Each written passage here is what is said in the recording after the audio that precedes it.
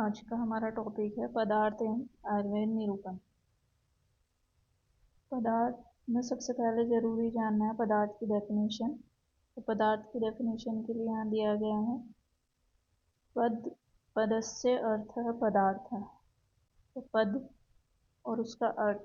तो पद का मतलब क्या है? शब्दों का एक सार्थक समूह। शब्दों का एक सार्थक समूह।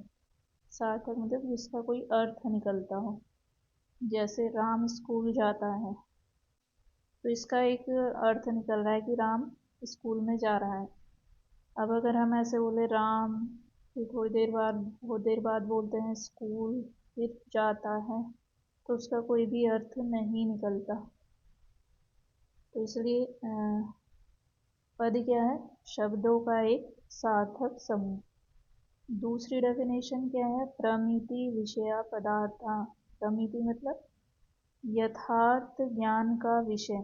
यथार्थ का मतलब क्या होता है? जो वस्तु जैसी है उसके बारे में वैसा ही ज्ञान होना। जैसे ये पेन है तो ये पेन कैसा है, इसका कलर कैसा है, उसके बारे में हम बिल्कुल वैसा ही ज्ञान प्राप्त होता है जैसी वो चीज़ है। तो ये क्या कहलाता है? यथार्थ ज्ञान किसी भी वस्तु के बारे में। अब इसके बाद आता है पदार्थ के लक्षण। पदार्थ के लक्षणों में आपको दिया गया है अस्तित्व, ज्ञेयत्व और अभिधेयत्व। तो कोई भी चीज तभी पदार्थ कहलाएगी जब उसमें ये तीन लक्षण होंगे: अस्तित्व, ज्ञेयत्व और अभिधेयत्व। अब अस्तित्व का मतलब क्या है? एग्जिस्टेंस, जिसकी कोई सत्ता हो।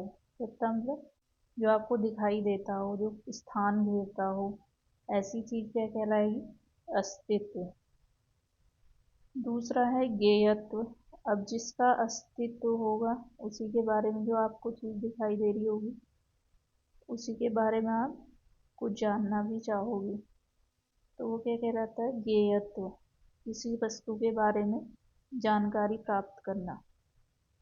अब जब आपको कोई वस्तु दिखाई दे रही है, उसके बाद आपको उसके बारे में आपने जान लिया, तो अब आप जानना चाहोगे कि उसे कहते क्या है। तो उसका क्या नाम है। तो उसी नाम को हम क्या कहते हैं? अभिधेयत्व। अब जैसे एक आप इस पेन के एग्जाम्पल से समझ सकते हैं अस्तित्व क्यों है इसका। क्योंकि ये पेन की एक सत्ता है, ये आपको दिखाई दे रहा है कि ये पेन है। अब आप इसको यहाँ पर रख दो तो ये एक स्थान भी ले रहा है, तो इसलिए भी क्या है? इसका अस्तित्व है। अब इसका अस्तित्व है, आपको दिखाई दे रहा है कि कोई ऐसी चीज़ हमारे सामने रखी हुई है, तो अब आप इसके बारे में कुछ जानना चाहोगे। ये कैसे कलर का है? रेड है, ब्लू है, ये बॉल पेन है या एक फाउंटेन पेन है। तो ये क्या, इस प्रकार की आप बहुत सारी जानकारी इस पेन के बारे में ले सकते हो। कौन सी कंपनी का है, तो ये क्या हो गया? इसका ज्ञेयत्व। अब आपको इसका अस्तित्व भी पता चल गया और इसके बारे में जानकारी भी होगी कैसा है। अब आप जानना चाहोगे इसका नाम क्या है, इसे क्या कहते हैं। तो इसे हम पेन कहते हैं।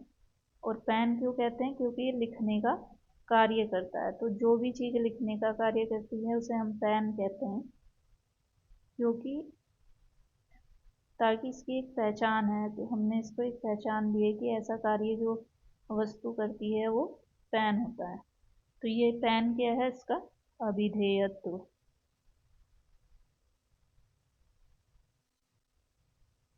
तो इस प्रकार आप एक पेन के उदाहरण से मैंने आपको समझाया है।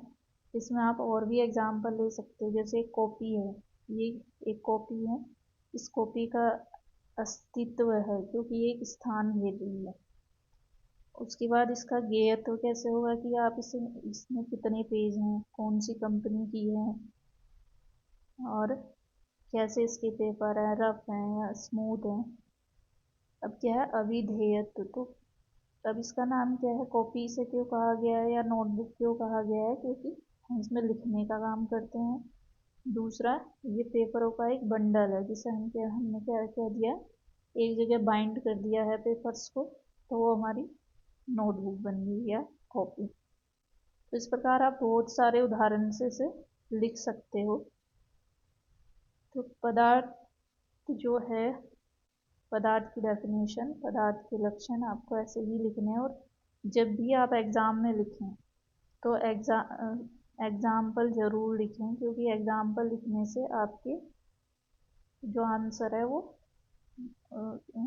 अच्छा जाता है, उस पर अच्छे मार्क्स मिलते हैं आपको। तो आज का हमारा एक टॉपिक हमने लिया था पदार्थ विज्ञान से, पदार्थ क्या होता है, उसके लक्षण क्या हैं। आप पदार्थ के लक्षणों को एक निमोनिक से भी याद कर सकते हैं, एक ट्रिक से भी याद कर सकते हैं। आजा, ए जे ए, आजा, आ मतलब अस्तित्व, ज्ञेयत्व और अभिधेयत्व।